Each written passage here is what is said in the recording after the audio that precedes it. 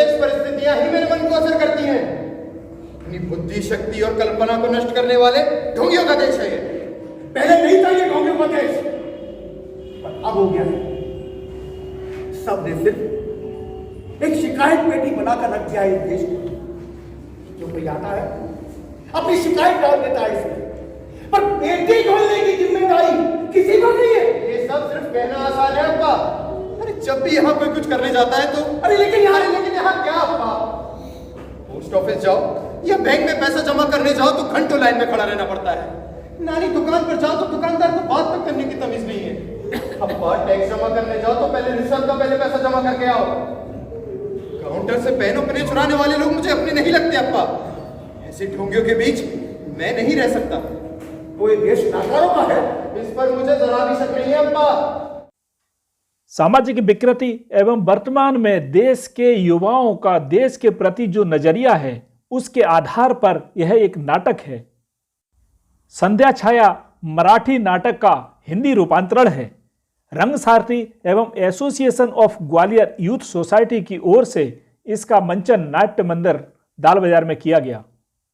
इस नाटक में एक ऐसे परिवार की कहानी है जिसके दो बेटे हैं। एक बेटा विदेश में जाकर बस जाता है, वो देश की वर्तमान व्यवस्थाओं से काफ़ी व्यथित रहता है, जबकि दूसरा बेटा देश की रक्षा के खातिर अपनी जान गंवा देता है। विदेश गया बेटा वापस लौटना नहीं चाहता, इस कारण उनके वृद्ध माँ बाप काफ़ी व्यथित रहते हैं, तड़प रहते हैं। इस दंपत्ति के यहाँ एक नौकर है जिसके नाती होने पर यह अपना पूरा गम भूल चुके होते हैं और खुशी से झूम जाते हैं। नानी नानी नानी देखो ना, देखो देखो देखो कौन है। मैं दादा बन गया, मैं दादा बन गया। अपना नन्नू वापस आ गया, अपना नन्नू वापस आ गया। नानी वो अपना नन्नू वापस आ गया, अपना नन्नू वापस आ गया। अब्बा अपना नन्नू वापस आ गया, नन्नू अपना नन्नू वापस आ गया।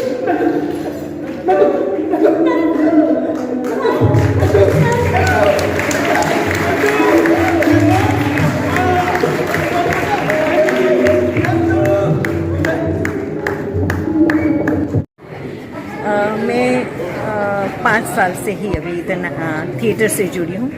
ऐसे पहले मैं क्लासिकल डांसर थी, भरतनाट्यम, और फिर मैंने कथक सीखा और फिर ड्रामा करती थी मैं, पर इतना बड़ा स्टेज मैंने कभी नहीं किया। कॉलेज में किया या फिर आप ये सोचिए कि स्कूल में भी करवाती थी ड्रामा, पर मैंने अपना ऑन प्रो 5 साल किया। क्या नाम है आपका? रेणुका जवर। तो इस लाइन में कैसे आए अपन? ऐसा क्या मतलब वो एकदम अचानक? अचानक नहीं, मुझे एक मन में ख्वाहिश थी कि कभी न कभी मैं स्टेज करूं। ये एक मन में ललक थी मेरे को। तो एक चांस मुझे मिला था, एक छोटा सा रोल था और उसको मैंने किया और वो एक सफल रहा था, तो उससे मुझे हिम्मत हुई और मैं आगे बढ़ी। आपका क्या नाम है सर? गोपाल देशपांडे। इस कला में आप कब से हैं? इस कला में मैं 1978 से हूँ। पहले मैं नुक्कड़ नाटक किया करता था, बाद में कुछ 14-15 साल अपने जॉब के कारण बाहर रहा। फिर 2003 में फिर आया, मैं फिर आर्टिस्ट कंबाइंड से रंगत आरसी से जुड़ा रहा। और जगताप जी के, हमारे जो डायरेक्टर हैं रविंद्र जगताप, उनके मार्गदर्शन में 7-8 नाटक किए और मुझे बेहद खुशी है कि उन्होंने मुझे चुना। शायद मुझे लगा कि दर्शकों की आज में पसंद रहा, मैंने अपनी कोशिश पूरी की। आज इस नई पीढ़ी इस पेशे में क्यों नहीं आ पा रही? नाट्य कला में क्यों नहीं आ पा रही? नाट्य कला में ये सिर्फ इसके लिए टीवी बहुत जिम्मेदार है। पहले रंगमंच हम लोगों के समर्पण में जो समर्पण की भावना हुआ करती थी, हम अपने सीनियर के सामने बहुत पीते हैं। अब लोगों में एक टीवी और ये पेड चैनल जो चल गए हैं, वेब सीरीज जो चल गई है, उसका असर इस पर दिखाई देता है। वो आते हैं बच्चे, 1-2 नाटक करते हैं, बाद में फिर दिल्ली मुंबई की तरफ रास्ता चल लेते हैं, उसका असर है। लेकिन इसमें पैसा नहीं है ऐसा? हाँ बिल्कुल निश्चित बात है। शासन को इसकी तरफ प्रयास करना चाहिए। इस कला को, इस विधा को यदि आगे बढ़ाना है तो आगे करना है, शासन को करना ही पड़ेगा। तो इस क्या नाम है आपका? विजय जुंदरकर।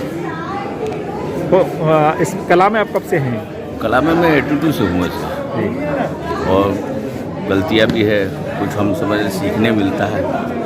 जितना भी आप जो है ना काम करते जाओ तो आपको ऐसा लगता है कि अभी भी हमारे में कभी मैं खुद अपनी गलतियाँ निकालता हूँ, क्योंकि कहाँ मैंने गलती की है और इससे अच्छा क्या हो सकता है, ये सारी चीज़ें मैं आपको, और ये कि हम सोचते हैं कि भाई इसके बाद, क्योंकि समीक्षा लोग बाहर का लोग करता है, बाहर का आदमी करेगा, लेकिन मैं ये चाहता हूँ कि ना मैं खुद अपनी समीक्षा करूँ, वो दिल से होती है।